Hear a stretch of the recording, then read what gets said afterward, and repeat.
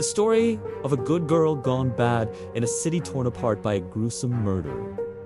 That's next. Beautiful, talented, and ambitious.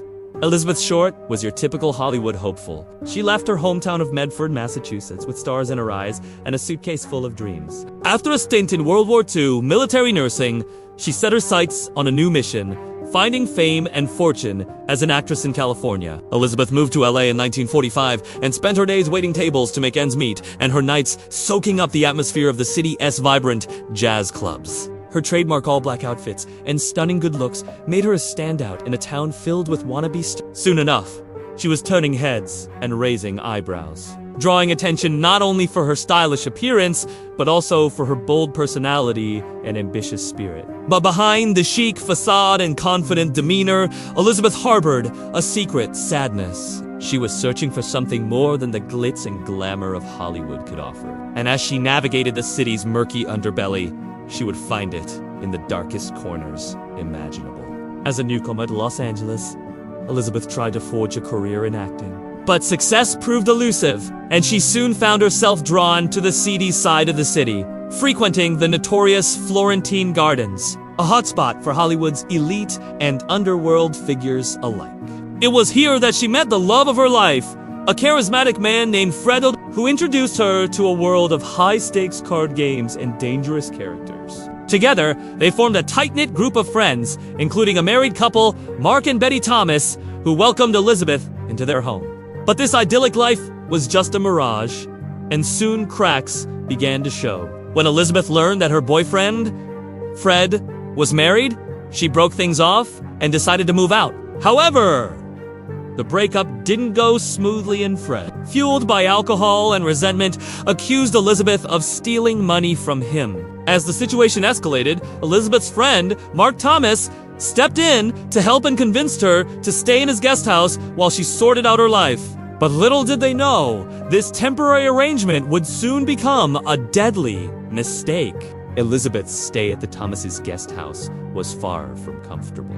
Mark, a former boxer, was a violent man who regularly beat and raped her, treating her more like a prisoner than a guest. In a desperate attempt to escape this nightmare, Elizabeth fled to San Francisco, hoping for a fresh start. There, she reunited with her mother and sister, seeking solace and support in their company. But this reunion was short-lived, as she soon returned to Los Angeles in search of a better life, leaving her past behind. She managed to secure a job at the Lordsburg restaurant in Hollywood, where her beauty and charm made her a favorite among customers. And for a while, things seemed to be looking up.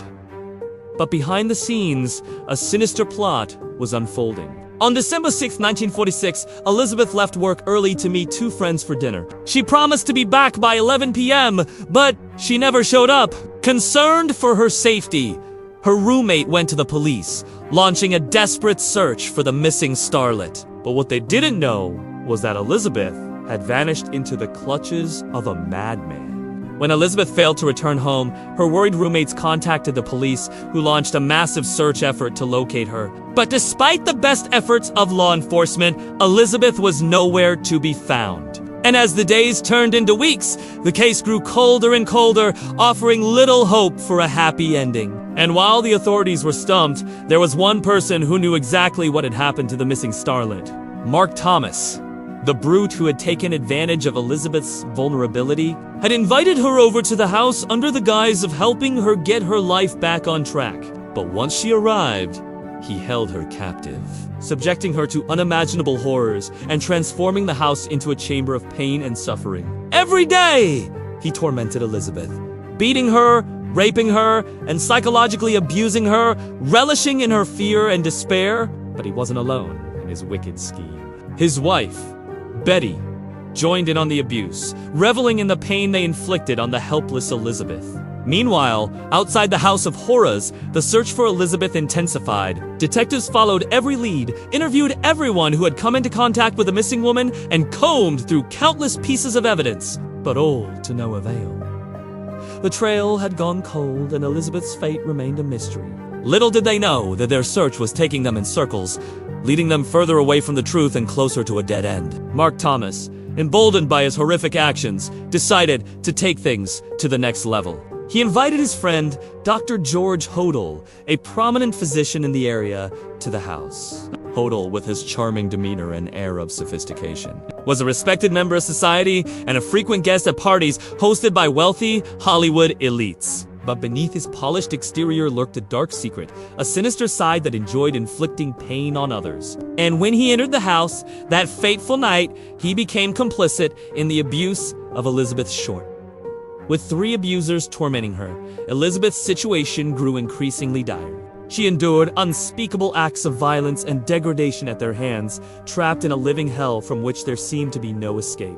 Days turned into nights, and the torment continued unabated. Elizabeth's body bore the marks of their brutality, and her spirit was broken by their relentless abuse. Then, when they thought she couldn't endure anymore, they devised their ultimate horrifying plan. In a gruesome display of sadism, Mark and his accomplices, Dr. Hodel and Betty Thomas, cut Elizabeth's body into 2 pieces with a meat cleaver. They dismembered the young woman without mercy, severing her body and violating her corpse in the most horrific ways imaginable. After defiling her lifeless form, they disposed of the remains in different locations, determined to cover up their heinous crime and evade the authorities. As the police continued their investigation, they were baffled by the lack of evidence, and the few leads they had were constantly changing or leading nowhere. Frustrated and desperate, they struggled to put together the pieces of the puzzle and find the person responsible for Elizabeth's disappearance. Meanwhile, Mark Hodel and Betty Thomas went about their lives as if nothing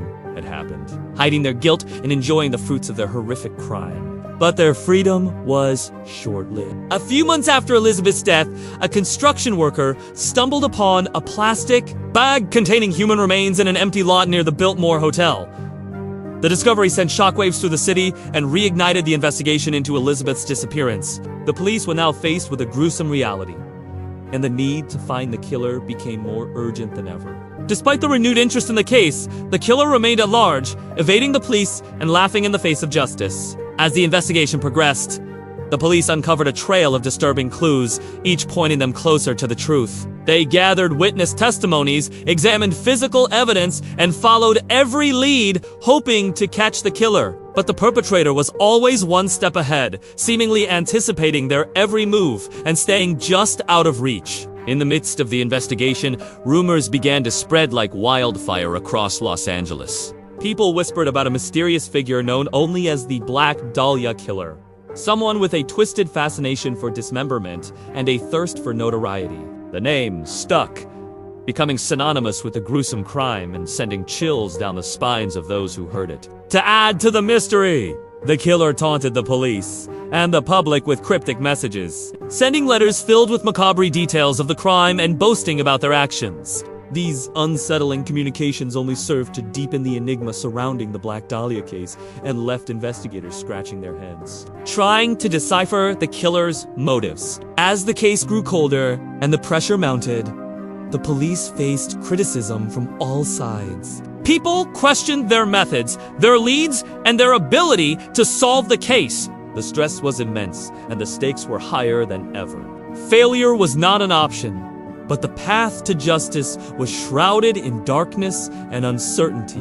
The case of the Black Dahlia remains one of the most infamous unsolved mysteries in history. To this day, the identity of the killer remains a mystery, and the true story of what happened to Elizabeth Short may never be fully known. The case has inspired countless books, TV shows, and movies, keeping the memory of the Black Dahlia alive in the public consciousness. The brutal murder of Elizabeth Short shocked the nation and left an indelible mark on the city of Los Angeles. Her story serves as a reminder of the evil that can lurk beneath the surface of a seemingly civilized society, and the lengths to which a deranged mind can go.